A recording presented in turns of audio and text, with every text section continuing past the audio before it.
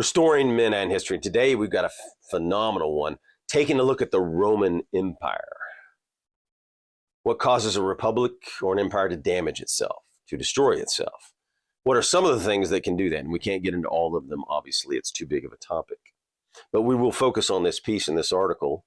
We won't want the American Republic to fail. How did the empire damage itself? What are some of the things that can cause an empire or a republic to fall? And we can come back and do more on this subject. We could hold a whole series of videos on this subject because you can't get in everything.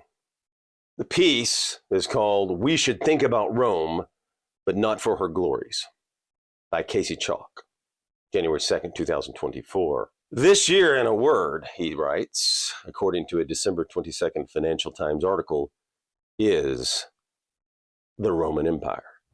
If you like our mission, please like, comment, hit the notification button, and subscribe. The Roman Empire also happened to tie into one of the year's top social media trends, according to the New York Times. That's pretty impressive, given it was only in September that people in the world over were suddenly fascinated, perplexed, and amused by how often men think about it. More than 1 billion people viewed a TikTok video encouraging women to ask the men in their lives how often they think about the subject. 3 times a day, someone said. Here's one of them. Take a look. How often do you think about the Roman Empire? At least 2 to 3 times a day. In another, a woman's father explains that using the commode provokes thoughts of how the Romans invented the modern-day sewage system. There's plenty to commend a political entity that lasted 1,000 years, which at its height controlled an empire spanning 3 continents and crafted technological advances that still amaze modern man. And yet, truth be told, the society from which the empire issued was already showing signs of decrepitude during the life of Christ, a century before the empire reached its greatest extent during the reign of Trajan. Rome's greatest victories, in some respects, precipitated and accelerated the downfall. As such, they serve as a cautionary tale for those seeking to identify the traits of a thriving civilization. And this is interesting, right? Because Gibbons wrote that long series on the decline and fall of the Roman Empire, massive book, where he goes into all of this in detail. We don't want to follow and fail in America. What happened in the Roman Empire? Going on, early signs of imperial problems. As the story typically goes, Rome propelled herself onto the world stage via strict adherence to what, ladies and gentlemen? Republican virtue, civic piety. We talk about it all the time. That's the key to a success. What happened? We emphasize this all the time at Restoring Men in History and in the groups, Brian. In 3 wars with the Carthaginians, the Republic proved her mettle, courageously suffering catastrophic losses, including approximately 50,000 in a single day. But they triumphed. Just over a century after the end of the Third Punic War in 146 BC, Rome exerted, ladies and gentlemen, a total influence over the entire Mediterranean, remember? They made significant incursions into Gaul, Central Europe, and Asia Minor. Think about that for a second, reflect on it, that dominance. Why did they fail? What led to them failing? Why we don't want to repeat it as Americans? Let's go back to the piece. And yet the very same expansion that occurred as Rome transitioned from a republic to an empire acted to obscure what? Where are we going in America right now? We talk about this all the time here. Next part. The virtues cementing their success. And we talk about virtues all the time. If you're interested in this material, hit that smash like button, hit the notification button, and please subscribe. We would appreciate it. Also, if you're interested in a group, go to the website and message us or reach out to one of the contacts on there. You've got Brian and others. Thank you. Now back to it. Originally a cultural backwater of the Mediterranean world, conquest brought her into communication with a rich diversity. Now, there's a lot of talk about diversity, equity, inclusion. Was diversity good for the Roman Empire? Is diversity in ideas and culture necessarily good for an empire in all ways? Or a republic? Diversity. Or do you need to have the same common beliefs, values, and virtues? You see.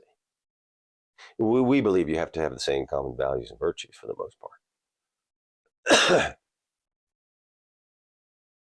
With a rich diversity of ideas, beliefs, and practices that undermined her rigid, what did it undermine?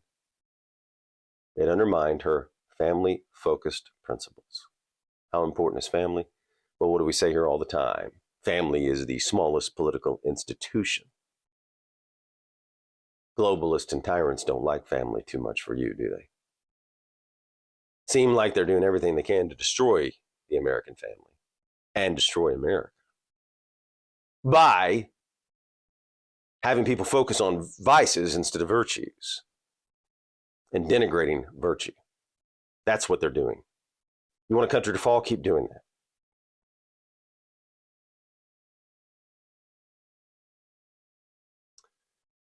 Now, what's another reason family is fantastic? Gives men the leadership role, gives them something to lead and guide, gives them a purpose. Now, there are other purposes to have in life.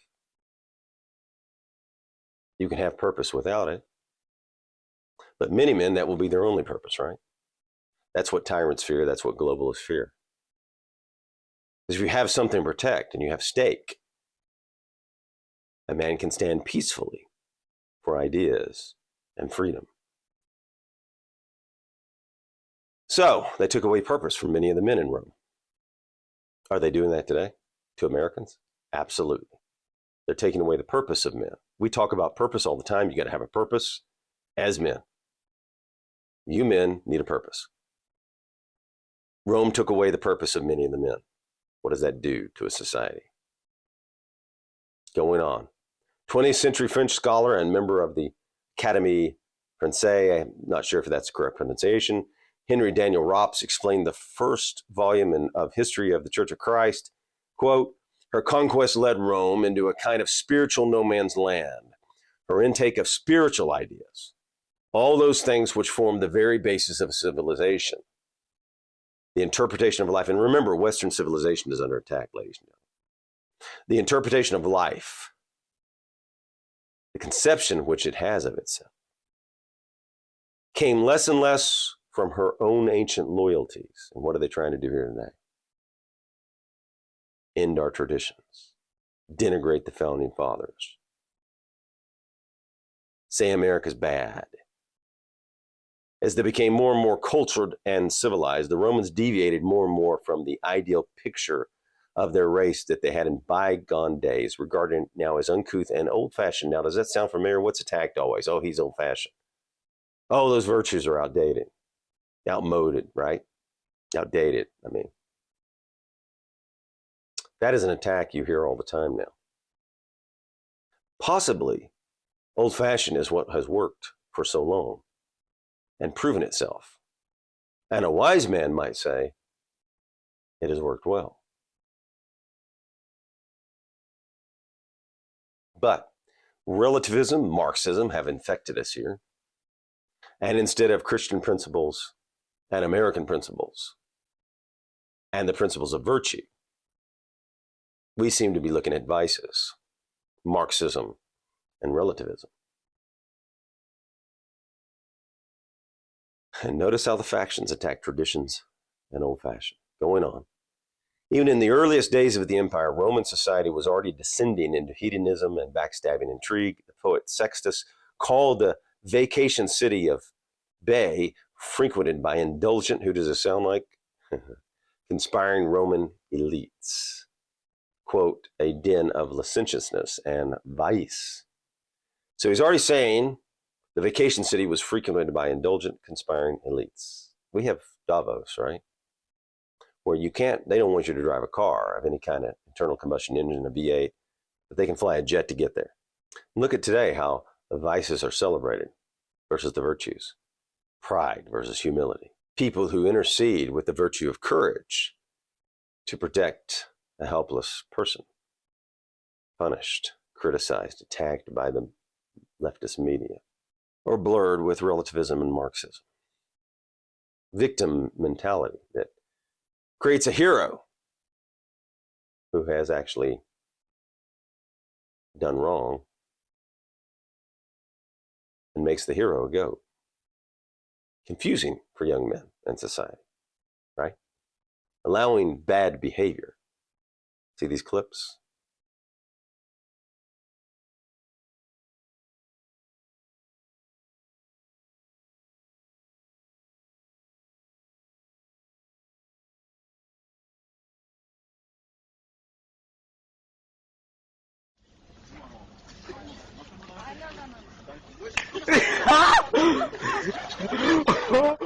Bad behavior. Can't reward bad behavior constantly and not think it will affect your society. Let crimes go unpunished completely and think it will affect your society. Now, obviously, there's a faction that wants that and is pushing that, right? It's not by accident. The Emperor Augustus instituted laws to combat the scourges of adultery and divorce, though what happened? Little effect it had. Quote, of late years, wealth has made us greedy, and self-indulgence has brought us through every form of sensual excess to be, if I may so put it, in love with death, both individual and collective, observed the ancient Roman historian Livy in the History of Rome. Indulgence will bring death to a republic, ladies and gentlemen. Familiar right here, right? In love with death in both the individual and collective. How do you end a society? We'll go into that. What's the death of a society? And on a side note, look at the factions that want to push full abortions after full term, right? But we're talking about the death of the republic. The unexpected curses of the unexpected curses of an empire. The same Roman generals who expanded the empire into Europe, Asia, and Africa returned to Rome with astronomical amounts of gold, right? Tributes levied on eastern provinces alone amounted to annual deliveries of 90 million gold sovereigns. Think about that. Quote, in an era when capital possessed few outlets for investment, owing to the lack of large-scale industry, and gold merely enabled the common people to stop working, and the idle rich to spend righteously on dwelling houses, food, drink, material pleasures of all kinds, writes Daniel Rops. Now, today with inflation, many people are struggling and they don't have $1,000 in the account for an emergency, right? He goes on to talk about imagine an entire society that won the lottery. You don't have to imagine the citizens of the wealthy and decadent Gulf state of Qatar, which has made a fortune off oil and gas, enjoy tax-free incomes, high government paying jobs, free healthcare, free higher education. Well, here in America, many people are getting poorer and poorer, right? Quote going on, Roman wealth was based not on industrial enterprise benefiting the entire social structure, but on a monopoly of gold and land. Wealth was concentrated into fewer and fewer hands. Does that sound familiar? Did that happen during COVID? At one point, half of Roman Africa belonged to, get this, how many people? Owned half of Roman Africa, according to this piece. 6 men. 6 men. How much does, by the way, BlackRock own now? How powerful are they? What do they control? Vanguard. How much power do they have? There arose a small class of extremely wealthy individuals. We have that today, right? Intimately connected with the government, right? Think about Big Pharma during COVID. And separated by a vast financial gulf from the inferior strata of society. Energy companies. Some like to call it crony capitalism, but I don't really like that term. We're about free markets, so I don't like them linking capitalism to it, even though that's not the definition, but prefer free markets. This certainly is not a free market, right? The government picking the winners and losers. How much are they rewarding the military-industrial complex right now? Big Pharma. Who's gained during the Ukraine war? Who gains during all of these wars? Who gained during the shutdown? How much wealth was made and lost in the shutdown? Who gained it? Who lost it? Quote, a serious lack of balance existed then between a small, pleasure-loving aristocracy, sound familiar, and the enormous mass of the people, which only receive the crumbs of all these benefits of Roman civilization, explains Daniel Robs. There's a faction today that wants to give you a universal income, put you in a 15-minute prison. You will be happy and own nothing. Remember that? That faction wants you to own nothing. They want it all. Military conquest also brought slaves to Rome in unprecedented numbers, sometimes as much as 150,000 in a single campaign. What does that do to a country? Can't assimilate that, can you? Daniel Robs writes, during Augustus's reign, slaves accounted for more than 1/3 of the population in Rome, 1/3. In Alexandria, possibly 2/3. Now think about what the effect of the culture, and culture leads politics, right? Let's take a look right now in the United States, how many illegal aliens are crossing in. Do they have our American principles? Do they love our country? Do they love free markets? Look, see the clip? That's an attack on your sovereignty, on elections, on you citizens, on the republic. An invasion. We must have borders. There are factions, of course, driving this. And it would seem like these factions wish to destroy America, right? And then there's factions probably that just want, business factions that just want the money, right? Cheap labor. So you've got all these factions. But a lot of people would like America to fall around the world. There's a faction that wants to see America fall and the Constitution gone. A nation cannot survive without borders. This is an invasion. Do these people love the Constitution? Do they love America? Do they know about its history, its tradition? Do they share our values and virtues? Now you can see from that clip, and we can show it again, this is an invasion. It's not 1 or 2 illegal aliens crossing in. Someone is pushing and driving this, right? Behind it. This doesn't just come about. This is being pushed by a faction that wants to destroy America and destroy your freedom. There are factions that want them to vote, which denigrates your citizenship. Many of them are repeat criminals, as was told. I think the article the other day, what it had, they caught around 39,000 already, and just, I forget the timeline, but anyway. Criminals coming right into your neighborhood where your children are. If you want to destroy a country and a culture and a republic, this is one way to do it, like from within, and it's serious. Import millions of people with no loyalty to America. In fact, with loyalty to other countries who want America to fail. Some of these people, not all, but some, right? Because they're from all over. Some want to come here for a better life, but some do not. How will that change America? Let's take a look at what the EU and Italian politicians have done to their people. See these clips? That is a disaster.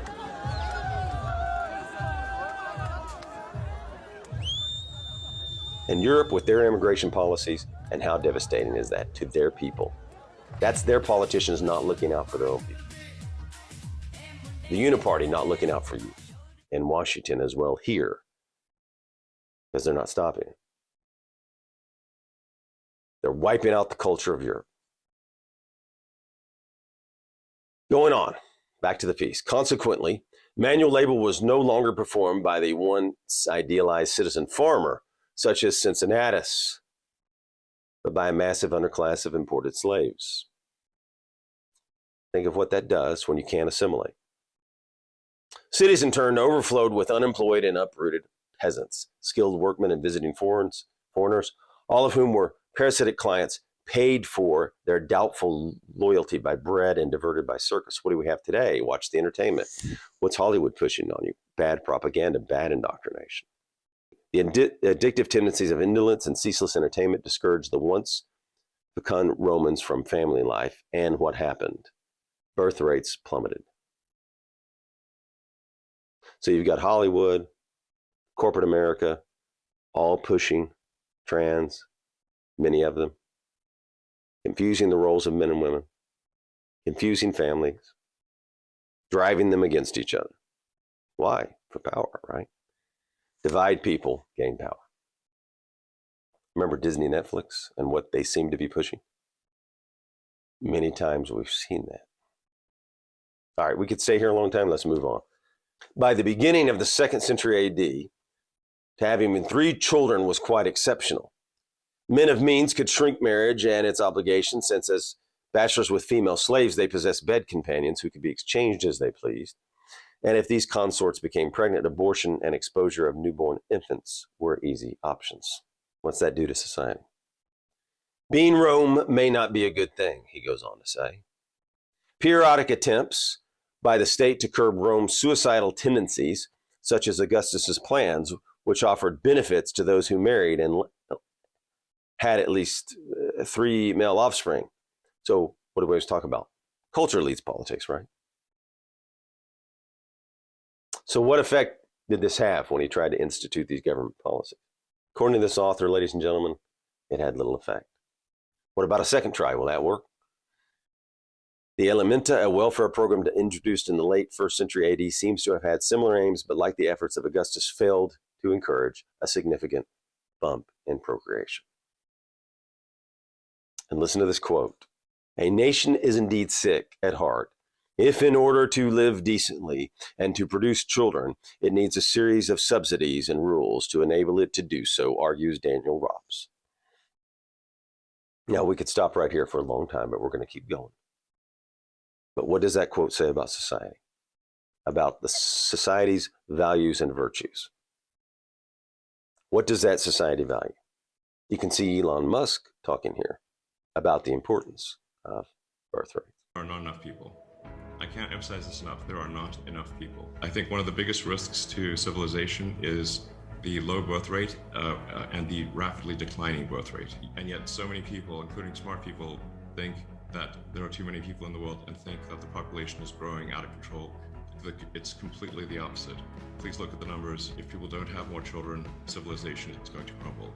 A widening, uneven distribution of wealth, the evisceration of an independent middle class, an importation of a burgeoning servile class, the elites becoming infants via luxury and mindless entertainment, and the vitiation of the family for the sake of freedom and pleasure. These were the unintended fruits of the Roman Imperium. And we know this is happening here, right? In fact, there's a piece on why millennials don't want to have children. Maybe we'll get to that. We have open borders, illegal aliens, mass crowds, and a mass invasion coming in, which looks like by design, right? That doesn't happen naturally, right? Someone's pushing that. And it's not just, by the way, it's not just mindless entertainment. Much of that entertainment coming out of Hollywood has a purpose. They have a mission. Trying to confuse your children about their sex, trying to move them to Marxism and the left, trying to confuse the roles of men, the roles of women, and the family structure. Last summer, we removed all of the gendered greetings in relationship to our lives feels. So we no longer say ladies and gentlemen, boys and girls. I'm here as a mother of 2 queer children, actually. And like our leadership over there has been so welcoming to my not at all secret gay agenda. Yeah, I've had the privilege of working with the Moon Girl team for the last 2 years, and they've been really open to exploring queer stories. And what does all that do? That denigrates the family structure, because in a family you need a leader. And the father's the leader. But they're trying to denigrate that, attack it, damage it, through their films, through Hollywood. So it's not just mindless entertainment. It's actually purpose-driven entertainment to indoctrinate, in a bad way, the youth and assault the traditional roles of men and women. In fact, confuse them on even their sex. How can you be a leader when you're confused about whether you're a man or a woman? Crazy. As many scholars and pundits observe, such trends are also visible in a contemporary America, right, that is experiencing rising inequality. Now, this is a large issue. We could do a whole video on it. A lot of this could be a whole video in this piece. Lots for you groups to discuss. Let's stop here a second and go into the Brookings piece that he mentions here and read right from the Brookings piece. Take a look at the figure. Current inequality levels are high. Contemporary global inequalities are close to the peak levels, get this, observed in the early 20th century at the end of the pre-war era, variously described as the Belle Epoque of the Gilded Age, that saw sharp increases in global inequality. Over the past 4 decades, there has been a broad trend of rising income equally across countries. Income inequality has risen in the most advanced economies and major emerging economies, which account for about 2/3 of the world's population. And about, get this, how much of the GDP do you think? 85%. The increase has been particularly large where? Right here in the United States. And the advanced economies, China, India, Russia. And we should come back to this whole piece because this is important. What does that do to a society, though? Then you have, he goes on to say, widespread exploitation of immigrants for cheap labor. Again, you can see coming right across the border to destroy, this is a faction that wants to destroy our culture, our bonds, and you have to have common bonds and common values and virtues in a country. Culture of constant amusement, he references this book, which is actually a very good book. We should do it in the groups. Amusing ourselves to death. And there's a part of that, right? Problem also with amusing ourselves to death is they're putting that bad propaganda in it. Hollywood's driving a lot of that. Bad indoctrination, bad propaganda. The schools are driving that. So think about it. You come across the border and maybe you're a great guy. And then you get in the school system and your kids get in the school system and they're badly indoctrinated to hate America, hate the parents, hate God, hate American principles, hate American values, hate virtue. And maybe you're a girl, not a guy. That's what they're sending. So, get them in here, and then instead of assimilation, bad indoctrination. That's the problem. That's one problem. Anyway, Amusing Ourselves to Death is a good book. It talks about the diversions, the entertainment, amusing ourselves to death. We've got to be concerned with what's going on in America, ladies and gentlemen. Amusing ourselves to death, abandonment of the family in the name of autonomy, self-fulfillment, and financial security. Abandonment of the family in the name of autonomy, self-fulfillment, and financial security. What is fulfillment? Relationships are fulfilling for me. Friendship is fulfilling. Again, this is also attacked by feminism, as a side note. And the illusion of financial security, because there's actually been some surveys done that many people do better married than single. So that's an illusion, right? Okay, back to the piece. We're dinks. We go to Trader Joe's and work out classes on the weekend, says a woman in a recent video. Take a look at this video. Yeah, so most people in the world are operating under the false impression that there are too many people. This is not true. Earth could maintain a population many times the current level.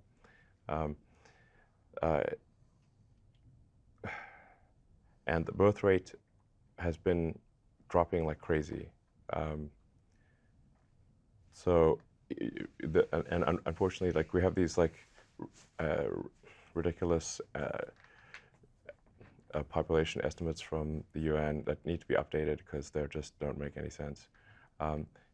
Really, you can just look at, say, what was the birth rate last year, how many kids were born, multiply that by the life expectancy, and say, okay, that's how many people will be alive, in the future. And then say, is the trend for birth rate positive or negative? It's negative. So that's the best case, unless something changes with the birth rate. I mean, you can look at, take Japan, for example. I think, I'm just going off memory here, but I think the population is roughly 110 million. But last year, if you take the number of children born times the life expectancy, which is 85 years, it's very impressive life expectancy, then Japan would have, I think, around 68 million people, roughly half of the current population. That does not tell the full story, because you would have an upside down demographic pyramid. You already have an upside down demographic pyramid where, a lot of old people, very few young people. And So how is this, that upside down demographic pyramid is unstable? There are more Americans that are deciding not to have children, and it's purposeful. This new trend has led to the rise of a new type of household, more commonly referred to as DINKs, dual income, no kids. Oh yeah, dual income, no kids. That's perfect for us. That's absolutely right. Now, these videos that epitomizes America suffering the lowest birth rates in history. You can see the birth rate chart here, and we'll come back and do another video on this. Going on, we got to get through this. Whether or not America is Rome, the Imperium, as much a cautionary tale, and this is what we want to focus on, as it is an ancient marvel. Concurrent with some of the most remarkable achievements, Rome was already steadily decaying within, are we? Well, sure seems like it, right? Within, and we talk about restoring men in history and the importance of the republic and virtues in a republic. Without virtue, it will not stand. Going on, even while it continued accumulating territories, its citizens were growing ever weaker and incapable of self-government. Now, self-government was an enormous principle of America. It's what helped lead to the revolution. If we're not concerned with governing ourselves, the tyrants, the globalists, the powers that be will take all power and take all your freedom.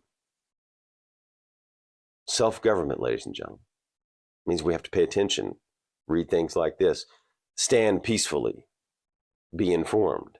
That's your job, my job too. Quote, the armies it used to expand and get this and defend its borders, and we've talked about this, especially Brian and I. The armies it used to expand and defend its borders became less Roman. What are we becoming here in America? Are we becoming less American? Some people want us to not be American. The armies it used to expand and defend its borders became less Roman and as a result, less allegiant to the citizens they swore to defend. Think about that. Was, after all, a Roman mercenary army that what? Remember this? Sacked the Eternal City in 410 AD. What's the problem in the military today? They're having a recruitment problem, right? Why would that be? Well, you can point out a couple of things. Neocons wanting to get invested in areas we shouldn't be for the military industrial complex would not attract a thinking person to the military. And number two, wokeness would not attract someone, right? Now, who could be using that to their advantage? What kind of a military will we have? What kind of a military do the powers that be want us to have? We want a military that's loyal to the Constitution and Americans, right? So how are we going to develop that? What would develop that? Certainly not wokeness. Certainly not running around all the world for the military-industrial complex. And again, we're running around the world for Ukraine, not even protecting our southern border, right? Let's go on.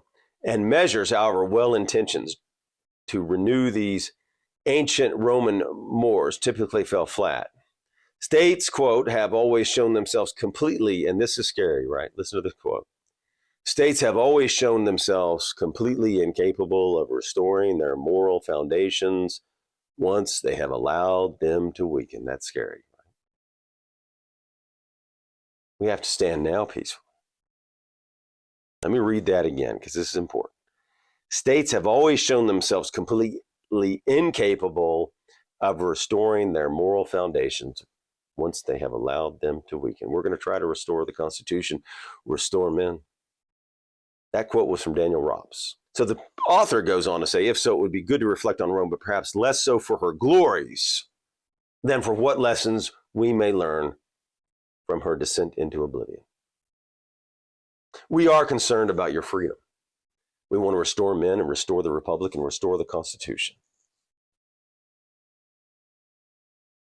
Patrick Henry and the founders knew you needed virtue in a republic, or the country and the republic could not work. It's up to us, ladies and gentlemen, to restore it. Come on to the side of freedom. So along with your personal and individual goals, we must also set the goal for maintaining freedom and restoring the great republic of the United States of America. Restore men, restore history, restore the republic, restore the Constitution. If you want to get involved in a group, reach out to us. There's contacts on the website. There's a message on the website you can hit us with if you want to start a new group in your area and do detailed discussions. If you like this video, please subscribe and hit the like button and smash that like button. It actually helps the algorithm. Thank you, and we appreciate it.